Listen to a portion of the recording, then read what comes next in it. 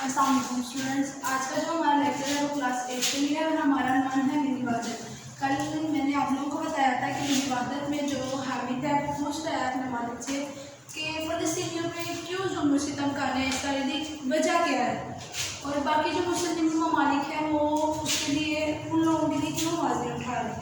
تو آج ہم آگے کی پڑھائی کرتے ہیں کہ کیا وجہ ہے، کیوں نہیں مسلمان ان کے خلاف آواز اٹھا رہے باقی ممالک کے۔ یہ طلبہ کا مظاہرہ جس کا تم ذکر کر رہے ہو اسی وجہ سے ہو رہا تھا کہ فلسطینی مسلمانوں کو ظلم و ستم پاکستان میں مسلمانوں کے لیے ناقابل قبول ہے۔ اسرائیل ایسا ملک ہے جس کی بنیاد جھوٹ و زیادتی پر رکھی گئی۔ فلسطین کو ناجائز قبول کرنے کے بعد ایسا اسے بنایا گیا۔ فلسطینی اس ظلم کے خلاف جب احتجاج کرتے ہیں تو اسرائیلی فوج ان پر گولیاں برساتی ہیں۔ اب حامد کی جو والد ہے وہ اس کو بتا رہے ہیں کہ جو تم بول رہے تھے کہ آج طلبہ نے احتجاج کیا وہ اسی وجہ سے کر رہے تھے کہ فلسطینیوں پہ جو ظلم ہو رہا ہے پاکستان کے مسلمانوں کے لیے ناقابل قبول ہے، کہ وہ چاہتے ہیں کہ جو فلسطین کے مسلمان ہیں ان کو سکون ملے، ان کو راحت ملے، ان کو کوئی آزاد زندگی گزارے۔ لیکن اگر فلسطین اسرائیل کے خلاف آواز اٹھاتے ہیں تو وہ کیا کرتے ہیں، احتجاج کرتے ہیں تو اسرائیلی کیا کرتے ہیں، ان پہ گولیاں برساتے ہیں۔ آگے جب عالمی اسلام سے اس کے خلاف مؤثر آواز نہیں اٹھاتی تو اسرائیلی حکومت کا حوصلہ کا مطلب یہاں پہ بتایا گیا اثر والا، تو اسرائیلی حکومت کا حوصلہ مزید بڑھ جاتا ہے۔ ہم اس کے بارے میں گفتگو کرتے ہوئے کہا اب یہاں پہ بتایا جا رہا ہے کہ اسرائیل کو ہمت کیسے ملتی ہے جب فلسطین کے علاوہ باقی تمام اسلامی ممالک اسرائیل کے خلاف آواز نہیں اٹھاتے، مؤثر اثر والی آواز نہیں اٹھاتے، ان کے خلاف نہیں بولتے، تو وہ ان کا مزید حوصلہ بڑھتا ہے کہ ہمیں کوئی پوچھنے والا نہیں ہے تو ہم جس طرح چاہیں زندگی گزاریں، ان کو جس طرح چاہیں ان کو ظلم و ستم کریں۔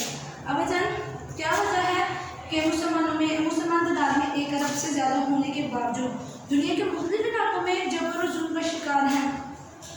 اب جبر و ظلم کا مطلب ہوتا ہے زیادتی۔ اب حامد اپنے والد سے کہہ رہا ہے کہ مسلمانوں کی تعداد پوری دنیا میں 1 ارب سے زیادہ ہے، 1 ارب کے قریب ہے، تو کیوں نہیں وہ سارے مل کے اسرائیل کے خلاف آواز اٹھائے۔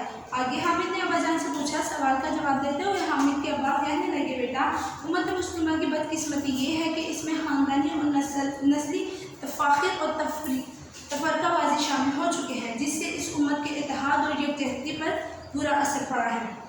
اب وہ اس کو بتا رہے ہیں کہ جو ہے نا کہ مسلمان جو علیحدہ علیحدہ ملکوں میں ہیں ان میں کیا آ گیا ہے کہ تفرقہ آ گیا ہے، علیحدہ علیحدہ جماعتیں آ گئی ہیں، جس کی وجہ سے مسلمان ایک نہیں ہو رہے، جس کی وجہ سے مسلمان ایک جگہ پہ اکٹھے نہیں ہو رہے، دوسرے مسلمانوں کے خلاف مسلمانوں کے ساتھ نہیں کھڑے ہو رہے۔ یہی وجہ ہے کہ وہ علیحدہ علیحدہ اپنے ممالک میں جو کام ہوتا ہے وہ کر رہے ہیں۔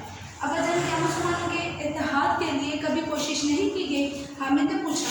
پہلی جنگ عظیم کے بعد سب سے زیادہ نقصان مسلمانوں کی وحدت ملی کو پہنچا، جس سے ان کی فوجی، معاشی اور سیاسی طاقت کو بہت زیادہ نقصان ہوا۔ اس صورتحال میں عالمی اسلام کے مختلف علاقوں میں مسلمانوں کے اتحاد کی آوازیں بلند ہونے لگی۔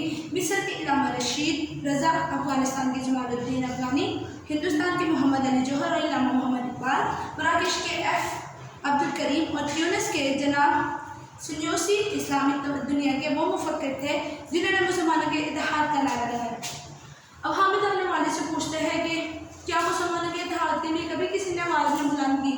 تو اس کے والد کہتے ہیں کہ جب پہلے جنگ عظیم ہوئی تھی اس کے بعد کیا ہوا تھا کہ سب سے زیادہ نقصان جو ہوا تھا وہ امت مسلمہ کو ہوا تھا، مسلمانوں کو ہوا تھا، لیکن پھر اس کے بعد کیا ہوا تھا کہ مسلمانوں کے اتحاد کے لیے، ان کی فکر کے لیے، ان کی پریشانیوں کو دور کرنے کے لیے جو تھے وہ مختلف ممالک میں سے آواز اٹھائی تھی، جو میں نے ابھی آپ مصر میں تھے علامہ رشید، افغانستان سے تھے جمال الدین، ہندوستان سے تھے محمد علی جوہر، علامہ محمد اقبال، مراکش سے ایف عبدالکریم اور تیونس سے سنیوسی تھے۔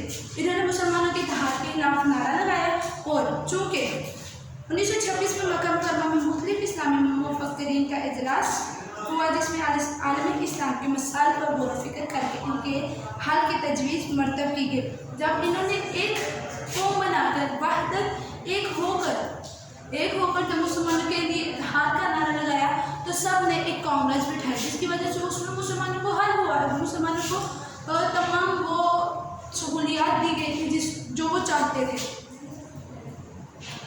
اسی اجلاس میں ایک ادارے کی بنیاد رکھی گئی جو معتمد عالمی اسلامی کے नाम से मशहूर है।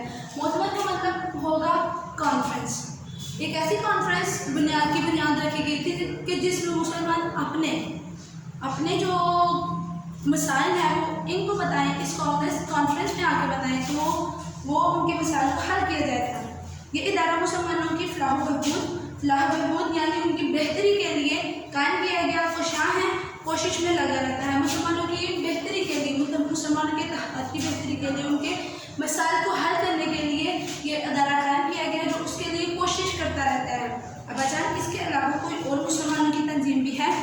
अब हामिद अपने अब्बा से पूछता है कि ये जो तंजीम थी मोतमर आलम इस्लाम, इसके अलावा भी कोई मुसलमानों की तंजीम है जो जिससे वो अपने मसाइल हल कर सके, जो आलम इस्लाम के मफाद के लिए काम कर रही हो। हाँ बेटा, तंजीम आलम इस्लाम। अब तंजीम का मतलब होता है जमात, ठीक है, जिसके तहत मुसलमान मुल्कों के मुअत्तद सरबराही कॉन्फ्रेंस से हो चुकी हैं। इन कॉन्फ्रेंसों में मुसलमान मुल्कों के सरबराह मुसलमानों को दरपेश सियासी और माशी मसाइल और उनके हल पर गौर व फिक्र करते हैं। अब क्या कहते हैं कि बहुत सी जमातें हैं, लेकिन उनमें से एक जमात ऐसी है जो तंजीम आलम इस्लाम के नाम से मशहूर है। उसमें अलग कई सरबराहान होते हैं जो उसमें जाके मुसलमानों के मसाइल को हल करते हैं, और कोई मसला ज़्यादा बड़ा हो जाए तो उसमें सोचो विचार करते हैं और फिर उसका हल निकालते हैं। अब अगर इसके बावजूद इस्लामी ममालिक में वो इत्तेहाद नहीं है जिससे इस्लाम के दुश्मन नहीं खौफ ज़्यादा हो जाए। बेटा तुम दुरुस्त कह रहे हो, बदकिस्मती से मुख्तलिफ इस्लामी ममालिक के हुक्मरान अपने मफादात के लिए दुश्मन के खिलाफ सीना सुपर होने के बजाय उनका साथ दे रहे हैं। अब हमें जो अपने वाले से पूछता है कि वजह क्या इस्लामी ममालिक की इन इत्तेहाद, इन कॉन्फ्रेंस के होने के बावजूद, इन जमातों के बनने के बावजूद भी ऐसा है कि मुस्लिम ममालिक जो है वो कोई इस्लाम के मफादात के लिए खड़ा नहीं होता। तो हम क्या कहते हैं कि बेटा जो है ना, मुस्लिम ममालिक, कुछ ऐसे मुस्लिम ममालिक हैं जो अपने आप को, जो इस्लाम को छोड़ के अपने मफादात को पूरा करने के लिए इस दुश्मनों के साथ जाके मिल चुके हैं, दुश्मनों के साथ हाथ मिला चुके हैं।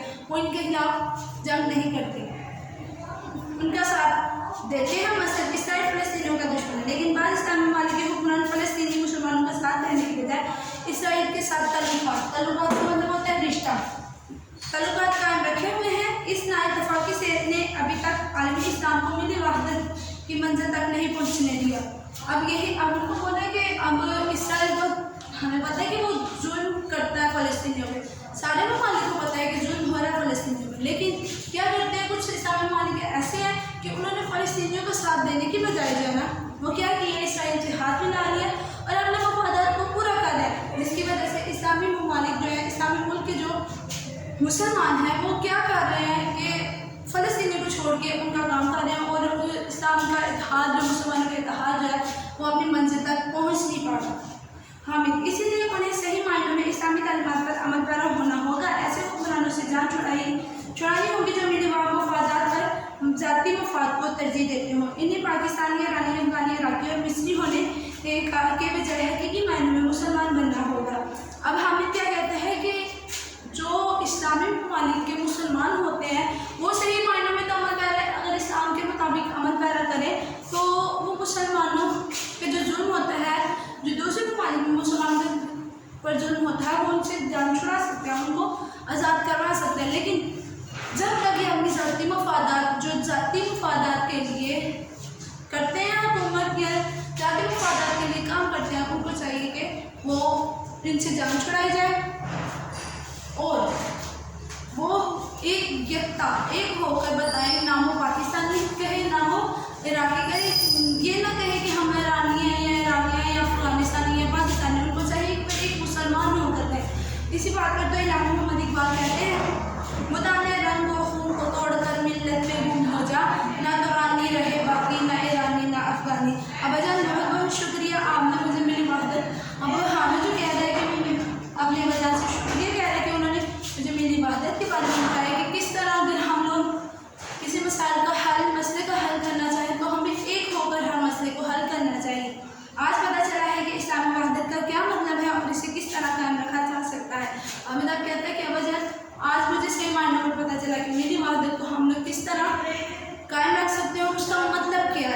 ہے اسٹوڈنٹ؟ اب آپ لوگوں کا کام یہ ہے کہ آپ لوگوں کو جو معنی میں نے کل لکھا تھا اور آج جو لکھا ہے یہ آپ لوگوں نے معنی یاد بھی کرنے ہیں اور آپ لوگ یہ ڈائری میری بات کر کے الفاظ معنی یاد بھی کرنے ہیں، کاپی پر لکھنے ہیں اور مکمل کہانی کی